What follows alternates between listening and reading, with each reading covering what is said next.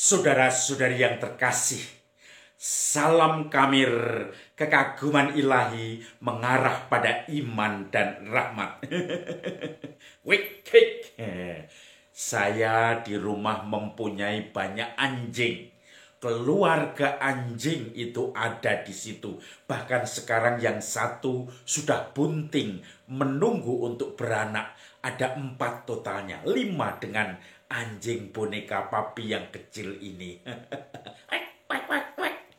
Saudara-saudari yang terkasih, keluarga itu menjadikan akrab satu dengan yang lain, saling mendukung, saling melindungi. Harta yang paling berharga adalah keluarga. Mutiara yang paling indah adalah keluarga. Puisi yang paling bermakna adalah keluarga. Mutiara tiada tara adalah keluarga. Selamat pagi emak, selamat pagi bapak atau abah. Mentari hari ini berseri indah. Terima kasih emak, terima kasih abah, untuk perkasa hari ini di depan anak-anakmu yang siap berbakti. Lagu keluarga cemara.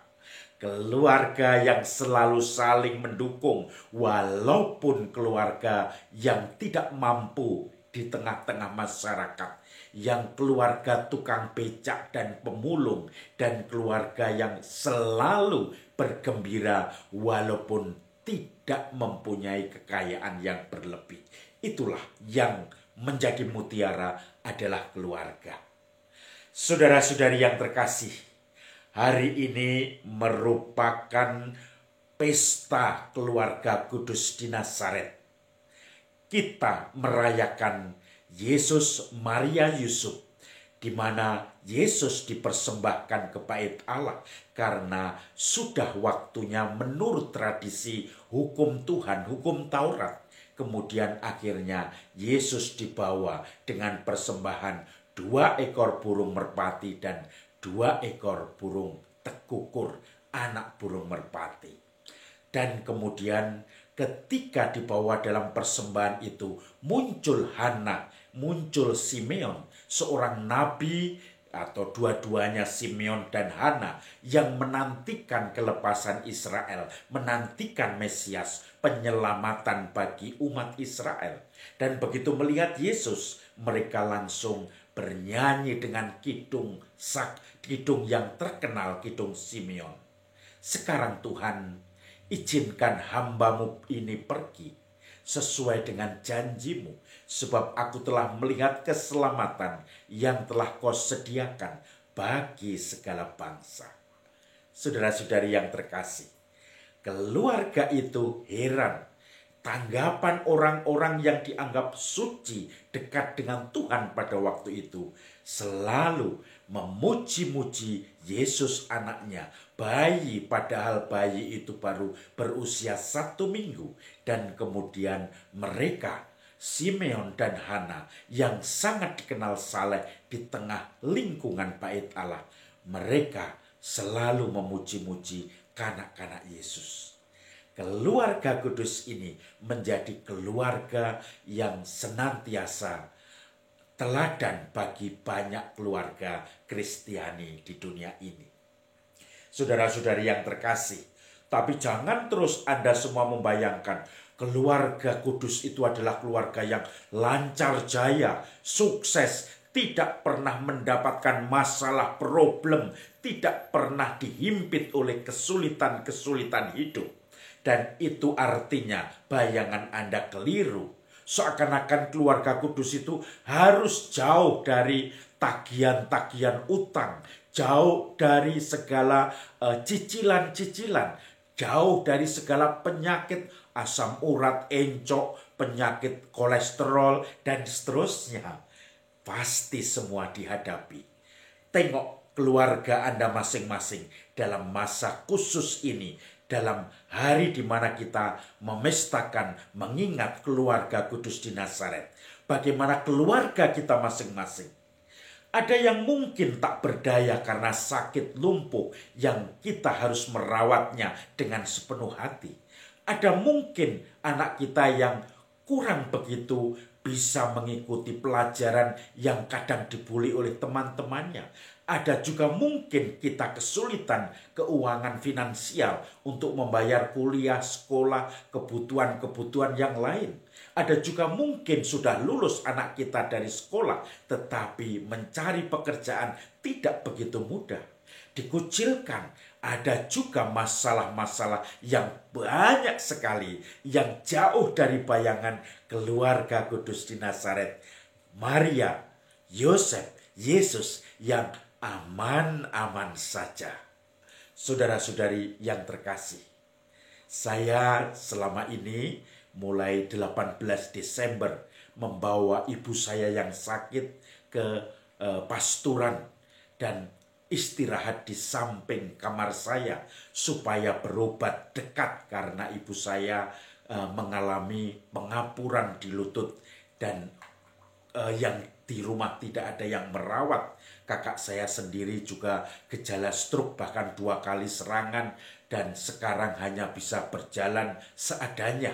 Tetapi masih bisa keliling kampung walaupun dengan segala susah payah.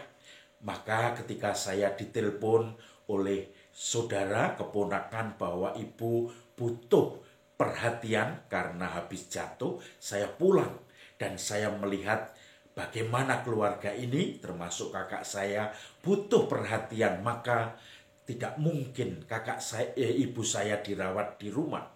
Maka saya akhirnya membawa mungkin 1-2 bulan untuk pengobatan ini. Dan rumah sakit dekat dengan pastoran, hanya belakang pastoran. Dan juga ternyata dibantu dengan BPJS yang bisa dipindah dengan segera. Maka saya bawa ibu saya. Rupanya perawatan itu butuh kesabaran. Saya tidak membayangkan bahwa merawat orang yang sudah sepuh 80 tahun dan juga pendengaran kurang, bahkan sangat kurang. Kemudian juga jalan kaki itu sudah susah. Dibelikan alat bantu dengar, tidak mau dipakai katanya repot. Harus dilepas mau mandi, mau tidur, besok dipasang lagi dan kemudian juga membuat repot itu. Maka kemudian saya yang merawat. Saya baru tahu belajar tentang kesabaran merawat orang tua. Tetapi saya bersyukur karena saya masih diberi kesempatan untuk merawat. Mungkin tidak lama, 2 bulan, 1 bulan. Tetapi saya merasa bahwa ini kesempatan saya untuk mencoba menunjukkan perhatian itu. Kadang di luar dugaan. Saya potongi kuku ibu, ibu menangis. Kenapa saya sekarang menjadi beban anak saya? Tidak enak rasanya orang tua menjadi beban anak. Tetapi karena faktanya seperti itu dan saya dengan senyum menghibur. Tetapi banyak dari suara saya yang nadanya keras. Karena kalau ngobrol dengan ibu harus keras. Dan juga kalau tidak keras tidak dengar. Seperti orang mau berantem. Tetapi saya harus keras. Dan di situ saya kadang-kadang juga keluar ketidaksabaran dan kadang-kadang membuat ibu mungkin merasa tidak enak. Kadang minta pulang, kadang merasa kerasan berobat di sini sampai sembuh. Kadang saya bawa keliling pantai, saya bawa ke hutan jati, dan kemarin saya bawa ke taman doa di Segoro Wening. Dan membuat ibu saya merasa betah lagi. Dan ini yang kemudian tarik ulur. Dan saya juga belajar merawat orang tua. Karena saya ingat ketika bapak saya hanya menunda 1 hari saja. Ternyata bapak saya dipanggil Tuhan hari berikutnya dan saya tidak berjumpa di saat-saat terakhirnya. Maka saudara-saudari yang terkasih, sekarang kita diutus untuk merawat keluarga-keluarga yang diberikan Tuhan pada kita. Tengok keluarga kita masing-masing. Mana yang membutuhkan perhatian, mana yang membutuhkan prioritas, mana yang membutuhkan sapaan. Anak kita, kakek nenek kita, cucu kita, atau mereka-mereka yang kadang kurang kita perhatikan.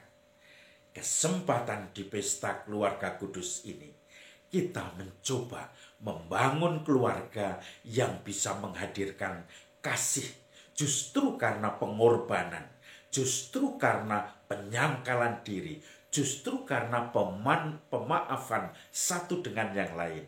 Dan akhirnya kerajaan Allah dihadirkan di situ. Salam Kamir, kekaguman ilahi mengarah pada iman dan rahmat.